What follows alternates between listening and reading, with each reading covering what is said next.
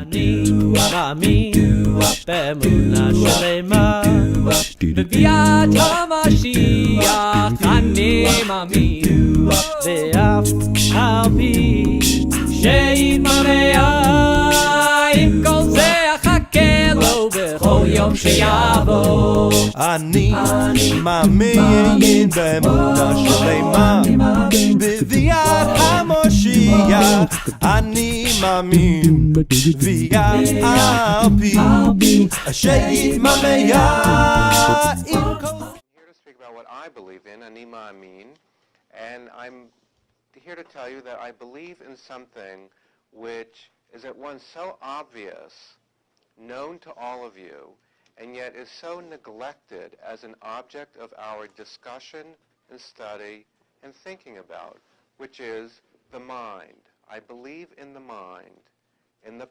power of the mind, more specifically in the life of the mind. Now, if you think of your minds, as I think of my own quite a lot, if you think of your minds, you will realize that it is through your mind that you do everything you do, that you govern yourself, you make your choices, you decide how you relate to other people, you seek to understand the world, and you understand the world as best you can.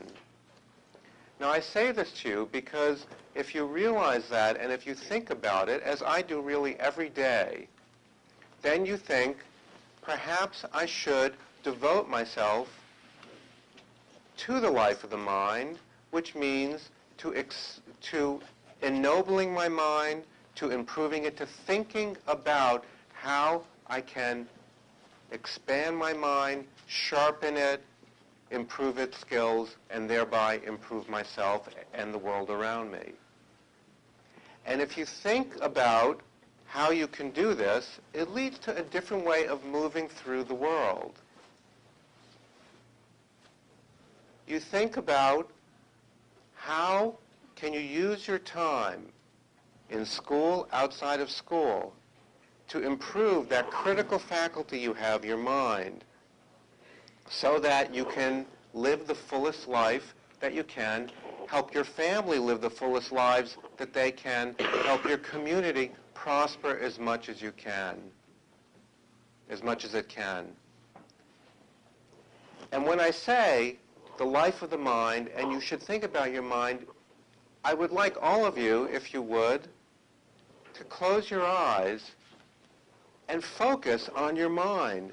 Really center yourself or recenter yourself on it. It's behind your eyes. You can feel your mind there, separate from the rest of your body.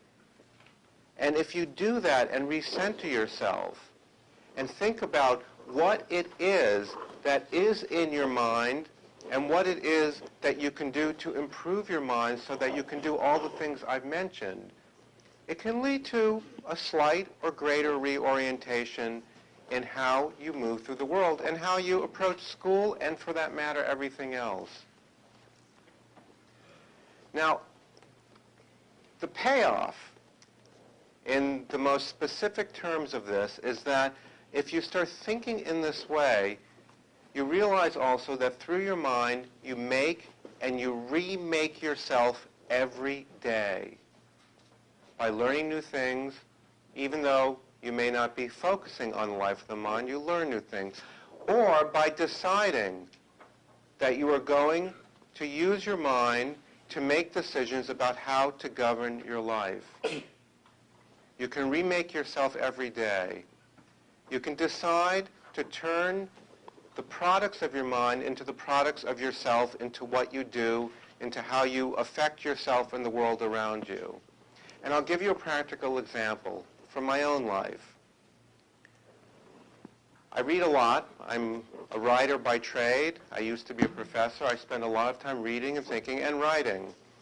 And I read a book called The Principles of Positive Psychology. It's actually a tremendous book, and I give it to lots of people. I tell people about it. It's a book that tells you how, not how you can make yourself well if you're not well psychologically, but how you can take the strengths you have or that you could have and build them up to make your life better. And the author of the book said that early on, he had decided that he could have set for himself a small goal with his mind every day, which was simply to write 500 words a day, something that will benefit a writer's life, to write every day. And if he accomplished that every day, a task set with his mind, he would have a fulfilling day, whatever else happened.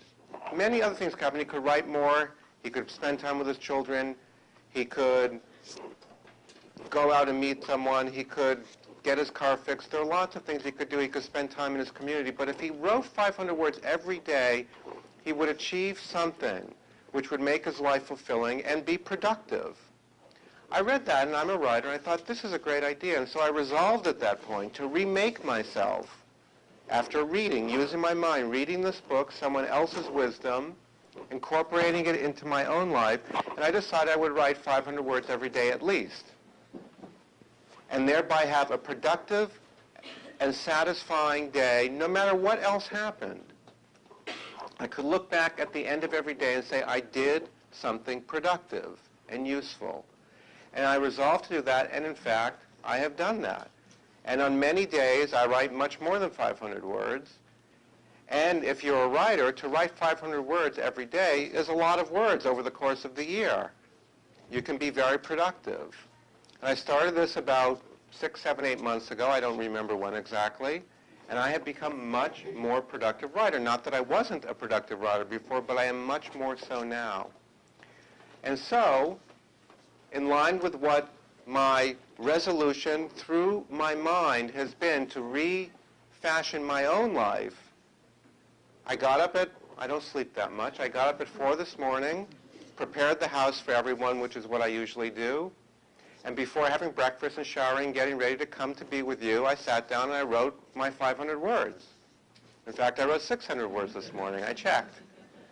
And I'll probably go home and write more. And so whatever else happens, I know that I've been productive. And in fact, it was a very good feeling knowing that I'd been productive before coming here to be with you and to tell you about the benefits and beauty and productivity of the life of the mind, and to give you at least one small example of how it works. So thank you for having me.